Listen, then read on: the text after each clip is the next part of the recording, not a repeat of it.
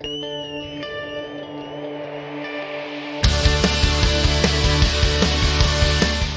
this is Tony Falzone of the Motivated Medic Podcast.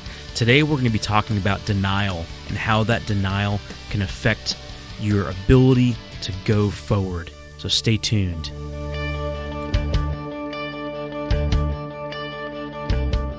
Good Friday afternoon, everybody. This is Tony Falzone, a Motivated Medic. Today we're going to be talking about denial. And this kind of birthed out of a podcast I've been listening to. It's Jocko Podcast Episode number 217, and he interviewed Gary Sinise. And if you're not familiar with Gary Sinise was probably most known for Lieutenant Dan and in Forrest Gump. So if you've seen Forrest Gump, then you've seen Gary Sinise, who played Lieutenant Dan. An excellent movie and just an excellent role that he played. And so Jocko goes through the book that Gary Sinise wrote, and it's called Grateful American. And I haven't gotten the book yet. I'm actually going to be looking to do that within the very, very near future and start reading through it myself. But one of the quotes, and it came through as he's talking about Gary Sinise's wife in the book, as Gary wrote.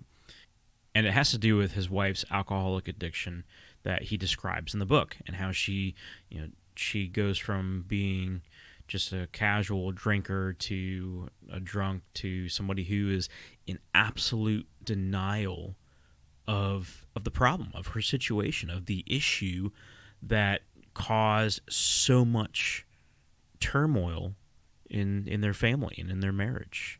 So here's the quote that I'm referring to. If you never admit you have a problem, you'll never get better. This is from Gary Sinise's book, Grateful American. Let me read that again. If you never admit you have a problem, you'll never get better. How true is that when we see a patient that they have a known medical condition, a chronic medical condition that's been diagnosed, they've been either prescribed medications or prescribed a regime of how they can improve that condition, and yet they deny that it's an issue. They say, it's not really that big of a deal. It's not that crazy of an issue. It'll be okay. I'll be fine. I don't need that medicine, or I don't need that procedure, or I don't need to change my lifestyle to improve. That's just blatant denial. And what does denial do? It allows the problem or the issue to continue. It does nothing to correct what's going on. Because what it does is it puts your mind, or whoever's mind that is dealing with the issue, or not in this matter, but whoever has the problem, they all of a sudden, it's a lie. They are saying, you know what? This issue is not an issue. So what's really going on here is it's not what you think. I don't really have a drug problem. So what if I have vials of fentanyl from work, from the truck, left over from other patients that maybe didn't get all of the medication? It's not really that big of a deal. That there was barely any left in there anyway. That's denial. To make acceptance of bad behavior, of lethal behavior. And part of what comes with denial, or is coupled with denial, is the fact that somebody comes offering help or offering assistance, and that person says, I don't need any help. I'm good. I'm not the problem. These other people are the problem. That's what Gary Sinise says in his book. As his wife was going through rehab, he got a call from the therapist, and they said, she's denying that she has an issue, and she's saying everybody else has an issue. Until you break through that crust of denial and get down to the fact that you have a problem, you will never have any kind of corrective action. There will never be put in place anything that will provide freedom and healing and the ability to move on, because it will always be there. And it goes for not just alcoholism, but drugs, pornography, marital unfaithfulness. If you don't address the issues and you keep on saying that, oh, well, it's not a big deal, or okay, yeah, I made a mistake, I'm sorry, and you go back to it, and you go back to it, and you go back to it, and you don't change your behavior. And the very first time I heard this quote, I believe it was Sigmund Freud that said it, but I heard it on the Dave Ramsey show, is that, the definition of insanity is doing the same thing over and over and over again and expecting a different result. You have to change something if you want a different result. You can't keep doing the same thing. And this plays into leadership as well. If you are in a position of leadership and you have people that you are responsible for guiding and directing and leading, and you allow certain behavior or certain actions to continue going, and you either don't address it by correction in what's going on, or maybe it's a toxic individual and you do not remove that individual from your company, or after you've already given them an opportunity to improve, and you don't remove that individual and say, listen, your time is done here, because you're not changing your behavior. But if you permit that individual to stay and that toxic behavior to continue, you're in denial. And I understand giving people a chance. I'm all about giving people a chance. But if they are failing in the same way over and over and over again, after meeting and nothing is changing, they refuse to change their behavior, you got to change the plan by taking that person out of the equation. Because your company and your situation and your ability to lead the other people will be thwarted by this one individual. Or maybe it's a circumstance caused by other external factors. Whatever the case is with that, if you are not changing, if you're not making a change for the better, don't expect a different result. You're not going to get a different result. You're going to get the same thing. So we can be in denial about our health. We can be in denial about what addictions we may actually have. And that'll affect your family. It'll affect your personal life. It will affect every facet and everything around you, every person around you. You will not be able to have something untouched by an addiction. You may think you can. You might be able to hide it for a little bit, but sooner or later, just like a lie, sooner or later, there will be an inconsistency, and it will be all laid out. And your world will come tumbling down. You need to act now and make that change. You need to be, take the initiative and say, listen, yeah, I do have a problem. Or think about, if somebody came to you and said, dude, what are you doing? Or maybe it wasn't even that firm. Maybe they said, hey, I noticed this is not going the way you thought it would. Or I noticed this, you said this, or you did this. Is everything okay? And you shrugged it off at the time. But your mind goes back to, yeah, that is a problem. And maybe you've been in it for so long that you're, the lies that are still lies, but you've made them your truth because you kept on believing it. You kept on believing it. And even though it is still at the core, it is still a lie, it's become your truth. And now somebody's pointed out that, hey, that's not cool. You need to address it. So take the initiative to improve you by looking at, do I have a problem that I'm not dealing with? Or maybe you're noticing that you just can't really gain traction in your career. Maybe you're a medic on the truck, and there's some room to move up. Maybe it's a supervisor spot, or there's some opportunities that are there. Maybe it is a chance to fly. Maybe it is a chance to do something and move from where you're at. But because of whatever you may or may not be doing, you're not moving forward. Now, granted, it might be something that is beyond you, but you need to look inward first before looking outward. Look inside and say, am I dealing with all the issues, and am I looking at my life and identifying the true issues and dealing with them? Even if these are long, deep-seated issues, and maybe you've glazed over the fact that, yeah, that's been there for a while, I'm just going to leave that alone because unearthing that will potentially destroy my career. And if that's the case, what happens if you don't unearth that? And you go on and maybe you do some great things and move on to a different level in your profession, and somebody else unearths that. Somebody else digs that up. How much more is that going to destroy what you've worked hard for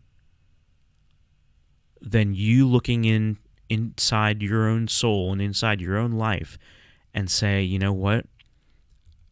I have to deal with this. I have to deal with this. One of the stories in Gary Sinise's book, he talks about when he was a teenager and he had gotten into selling pot. Well, he was at this party and ended up selling pot to, unbeknownst to him, a police officer. And apparently there were some other law enforcement officers that came in and raided the party right after he had left, right after Gary Sinise had left. And he found out about what had happened from one of his buddies that called him, and he says, and they're looking for you. Well, he's of course he's scared out of his mind, so he basically tells his parents and turns himself in, and but that's kind of what I'm talking about. If we're not, and granted, he turned himself in out of fear, out of the fact that hey, the cops are going to get me and all this other stuff. And I think that's a healthy fear if you look at the circumstance. So yeah, he's afraid that something more in the way of punishment's going to happen. Okay, the cops are going to come arrest me. But I think if we're not looking at our issues and holding the weight that really is associated with the problems that we have, like if it is a drug addiction and you have a family, or even if you don't have a family, it's a drug addiction. Whatever your job is, that puts your livelihood at stake. Maybe you're working to fund your drug problem. Maybe you're working to fund your alcoholism. Maybe you're working to fund whatever you name the addiction or the issue at hand. It's going to affect your life. And here's another thing. Even if you're like, what, it doesn't really affect my life that much. I go to work, come home, get drunk. Go to work, come home, get drunk. Remember what I talked about, having value, adding value to somebody else's life and making an impact. That addiction, those problems that you have that you are in denial about, you are limiting your ability to make an impact in somebody else's life, a positive impact in somebody else's life. You may very well make an impact, but it's not going to be a positive one. And if you continue to limit yourself like that, I mean, that's not sustainable. And eventually you will come to a place mentally and emotionally and physically and spiritually to where you won't want to continue on anymore. And now you've gone from wherever you were to somebody who just wants to end it all and does something that's you can't turn away from. Or maybe you go to the other spectrum and you become homicidal. Or your actions will compound if you let them go. They will continue to grow and continue to dig roots deeper and deeper and deeper.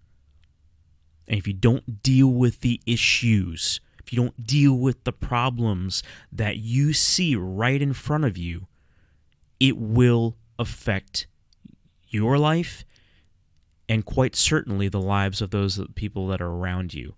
Especially if you're married, if you've got kids, it will affect your family. Whether you like it or not, it will affect your family.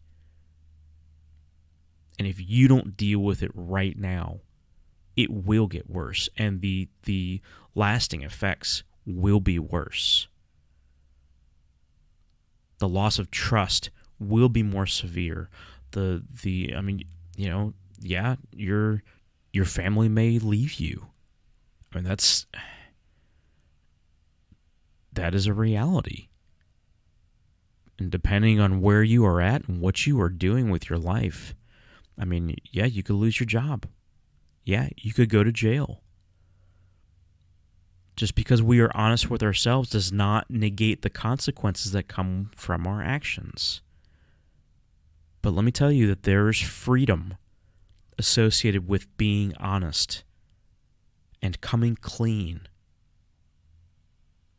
And if you talk to some of these people that have written books while they're in jail, and the freedom that they've had with coming clean, and the freedom that they've had with just getting it all out there, because yeah, they might be in a prison cell, but their soul is free.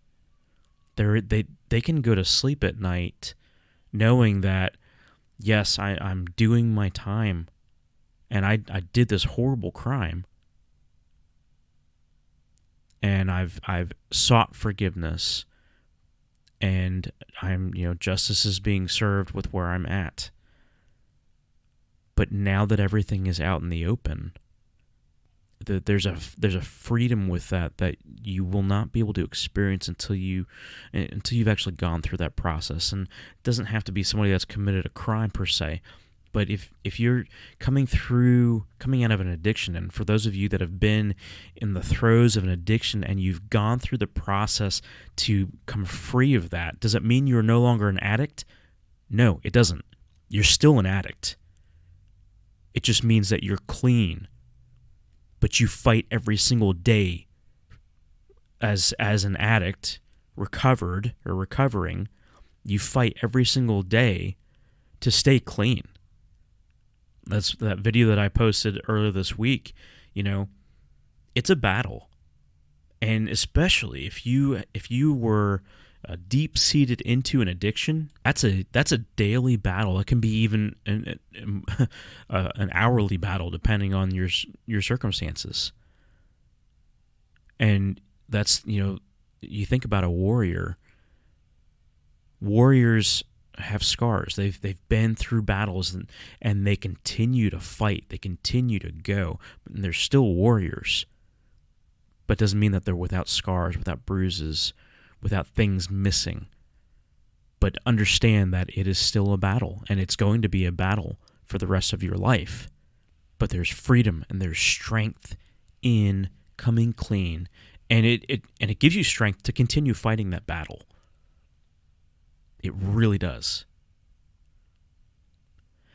So to come back around, denial. If there's an issue that you need to address, or if there's something that you see that somebody else is doing, and you're like, hey man, what's going on here?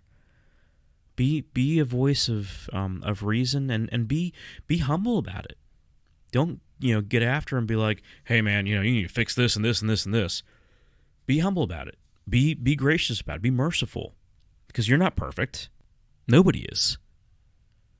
But if you're one voice of reason, and maybe it is an intervention where it's like, it's a good friend of yours, and you're like, dude, listen, you got to fix this, man. You're messing up your life.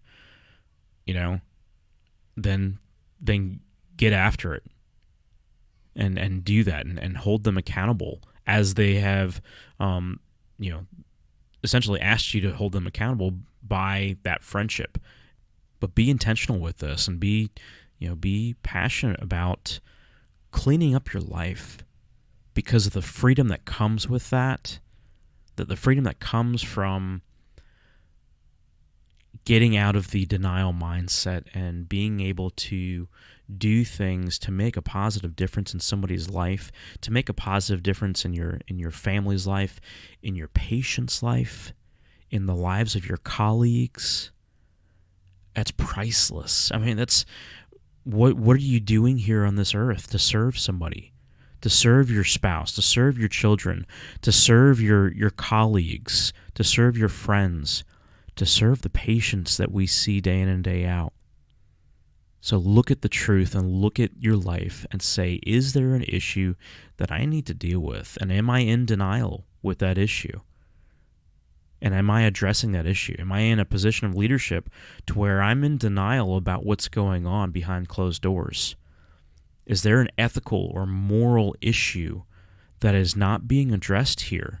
And yeah, I'm probably going to be the odd man out or the odd woman out, but the fact of the matter is I can't stand by and remain in denial about what's going on. And I need to address this right now. Do not go another day without addressing it. Do it humbly, do it respectfully, but address it. I hope you all are doing well. I hope you're having a good week. I just want to remind you about the 911 Wellness Summit. It's going to be in Chattanooga, Tennessee, October 9th and 10th. So mark your calendars. This is for anybody that's in law enforcement, fire service, EMS, dispatch, any of the HEMS services, and the military. This is for you. And also your spouse. Bring your spouse with you. It's a low-cost summit. It's the first time we're ever doing it. We've got some incredible speakers. We've got some vendors that are going to be there, and it's really going to be an awesome time to address the issues that we face in our industries. And we're going to be addressing everything from the health aspect, nutrition, the mental wellness, and just a lot of things that relate to what we do and how we can equip ourselves to be warriors where we're at and to do what we do well. Not just, okay, but exceptionally well. So check it out, the 911 Wellness Summit. And I'll continue providing information as we are getting that. So have a good weekend. Stay safe, be savvy, be a motivated individual, a motivated medic, a motivated physician, a motivated law enforcement officer, a motivated soldier. Whatever you are doing, do it well, be humble. And until next time, this is a Motivated Medic signing out.